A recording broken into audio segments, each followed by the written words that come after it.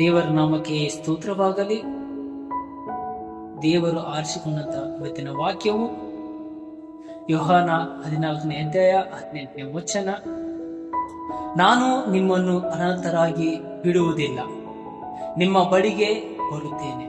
ಹೌದು ಪ್ರಿಯರೇ, ನಾವು ಅನಾಥರಲ್ಲ. ದೇವರು ನಮ್ಮೊಳಗೆ ಇದ್ದಾರೆ.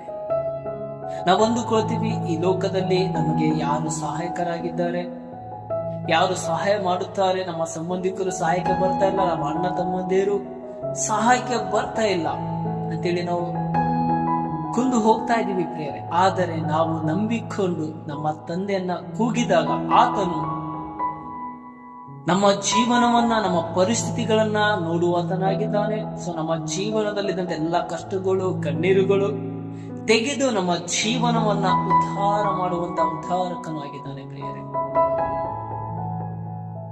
ಎಷ್ಟು ಜನ ಕಣ್ಣೀರ್ ಹಾಕ್ತಾ ಇದ್ದೀರಾ, ನಮ್ಗೆ ಯಾರು ಸಹಾಯ ಇಲ್ಲ ಅಂತ ಹೇಳ್ತಿದ್ದೀರಾ?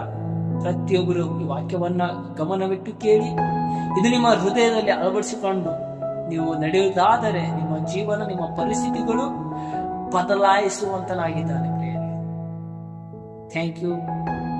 ಜೈ Christ and God bless you.